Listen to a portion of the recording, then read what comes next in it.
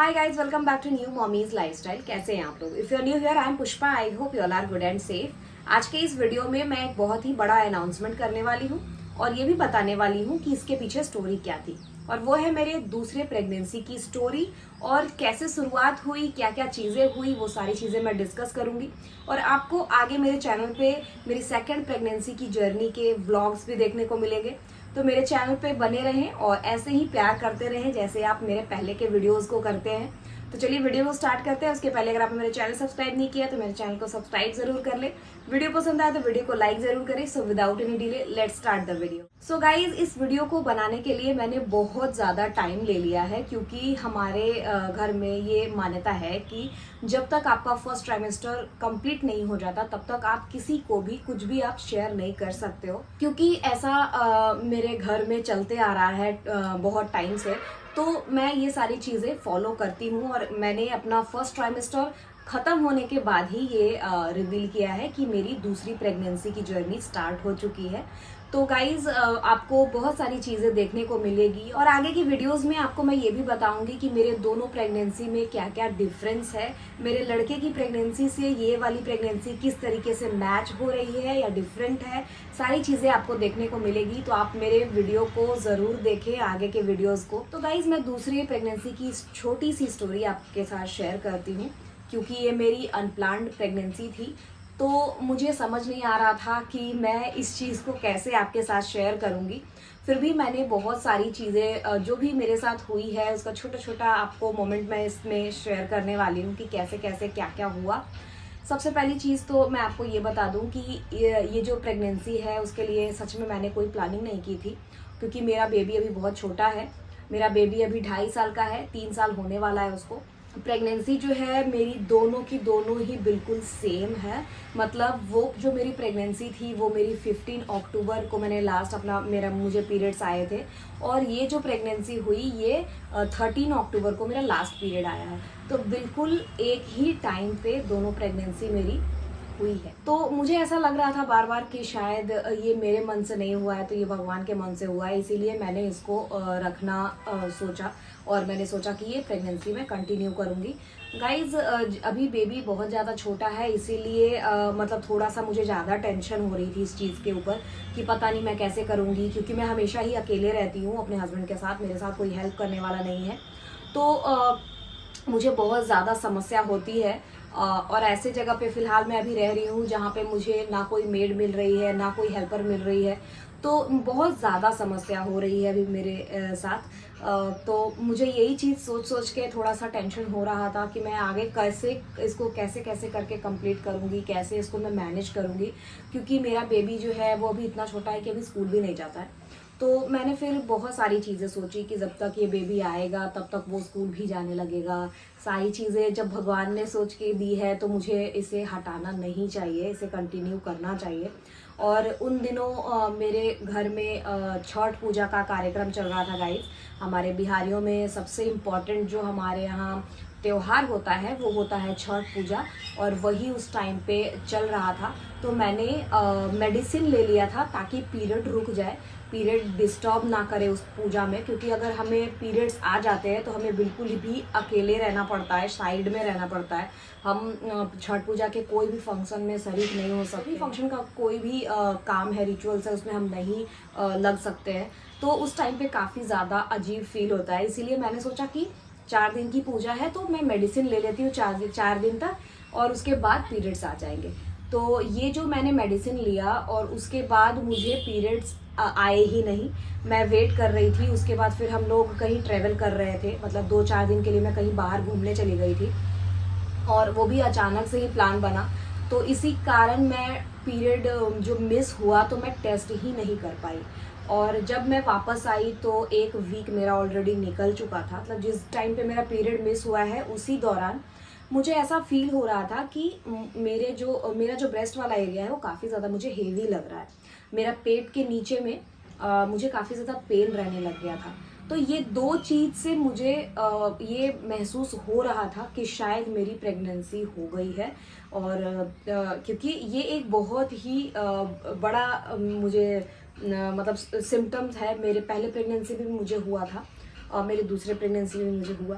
तो ये चीज़ ऐसा है ना कि इससे अंदाज़ा मैं लगा पा रही थी कि हाँ शायद मेरी प्रेगनेंसी हो गई। तो मुझे ऐसा लग रहा था कि ब्लोटिंग भी हो सकती है, पेट निकलना तो ये भी हो सकता है ना कि ब्लोटिंग या गैस हो गया होगा, तभी भी लगता है कि पेट फुला फुला लग रहा है। और ब्लोटिंग और गैस के कारण मुझे ऐसा लग रहा था कि पेट में दर्द भी हो रहा है। तो मैंने क्या किया कि एक इंजेक्शन भी ले लिया और मेडिसिन भी ले लिया। दर्द के लिए और गैस के लिए मैंने इंजेक्शन लिया और मेडिसिन लिया। उसके बाद फिर हम लोग जब ट्रैवलिंग कर रहे थे, उसके बाद जब मैं वापस घर गई तो फिर मैंने जब टेस्ट किया तो टेस्ट जो है वो पॉजिटिव आया। उसके बाद फिर हम डॉक्टर के पास गए तो डॉक्टर ने जब टेस्ट किया, अल्ट्रासाउंड किया, तो पता चला कि बेबी 7 वीक्स का हो चुका है। तो मेरे दिमाग में यही ख्याल बार बार आ रहा था कि ये बच्चा भी जो है, मेरा पहला जो बेबी है वो भी छठ पूजा के टाइम में ही मैंने कंसीव किया था। दूसरा जो बेबी है वो भी मैंने छठ पूजा के ही टाइम पे कंसीव किया है। तो मेरे दिमाग में ये बार बार आ रही थी चीज़ कि शायद ये भगवान ही चाहते हैं। तो मैंने सोचा कि 7 हफ्ते का बच्चा, एक जान को ख़त्म करना एक बहुत ही बड़ा पाप हो जाएगा। इसीलिए मैंने सोचा कि नहीं, सभी बोलने भी लगे कि एक बच्चा और करना कहीं है, कर लो, एक बच्चा नहीं रखना चाहिए, ज़िद्दी हो जाता है, पता नहीं क्या क्या लोग बोलते हैं। लेकिन मुझे हमेशा से ही चाहिए था कि मैं एक ही बच्चा रहे। और तो मैं यही चीज़ें सोच रही थी, क्योंकि दिमाग में बहुत सारी चीज़ें चलती है गाइस जब आपको कुछ अचानक से ऐसा न्यूज़ मिल जाता है। और ये ऐसी चीज़ थी कि मतलब आपका लाइफ पूरा का पूरा चेंज हो सकता है इसके कारण। तो मेरे दिमाग में यही सारी चीज़ें चल रही थी। फिर जब मेरे फैमिली वाले लोग जब बोलने लग गए कि नहीं आपको रखना ही चाहिए, तो फिर मैंने भी बहुत इसके बारे में पॉजिटिव सोचा। हालांकि आज भी मैं नेगेटिव नहीं सोचती हूँ, क्योंकि मुझे पता है कि बेबी को पालने में कितना ज़्यादा मैंने एफर्ट लगाया है अपने बेबी के, मतलब पहले बेबी को पालने में। वो मेरा ब्रेस्ट फीडिंग मुझसे लेता नहीं था, मुझे रात रात भर जागना पड़ता था। हर 2 घंटे पे मुझे ब्रेस्ट पंप से मिल्क निकाल के उसके लिए ब्रेस्ट मिल्क रखना पड़ता था। फिर मैं उसको फीड करती थी, पूरी रात मैं उसको लेकर के बैठी रहती थी, गोद में ही वो सोता था, मैं उसके कारण सो नहीं पाती थी। आप सभी जानते ही होंगे, जो भी बेबी मतलब बच्चे को पाल रहे हो वो सभी लोग जानते ही होंगे जिनका भी बेबी है। तो ये सारी चीज़ें मेरे दिमाग में चल रही थी कि फिर ऐसा ना हो जाए। फिर मैं मतलब 2-4 महीने कैसे मेरे निकले थे वो तो मैं ही जानती हूँ।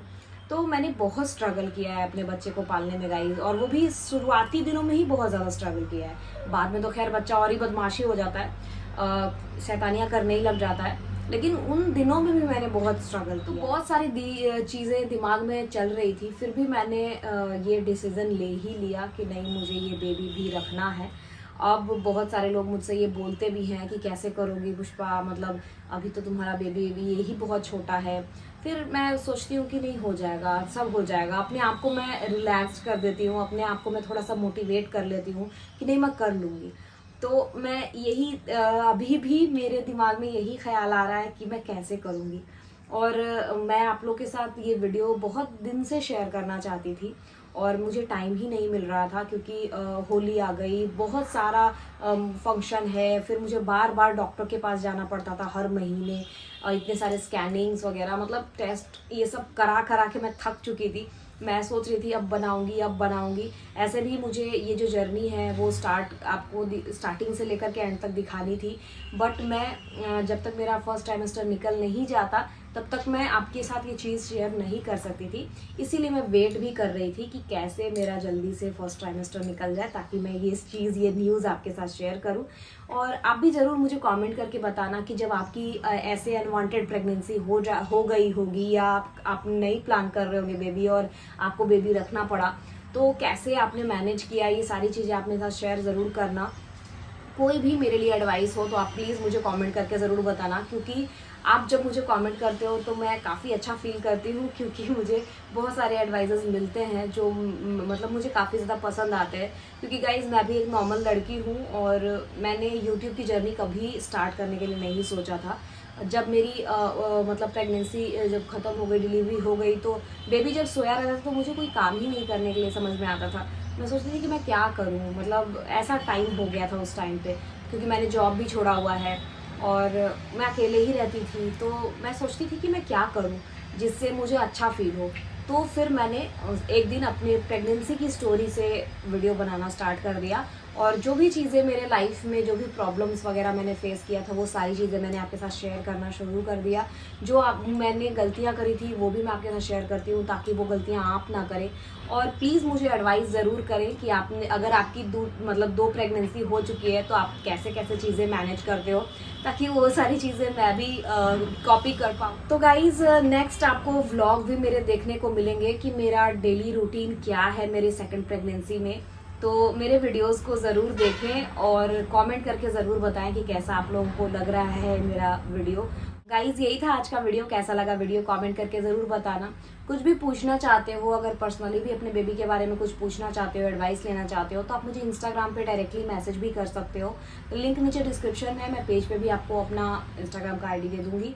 तो मैं मिलती हूँ आपसे अपने नेक्स्ट वीडियो में। तब तक अपना ख्याल रखें, मुस्कुराते रहें। Bye bye.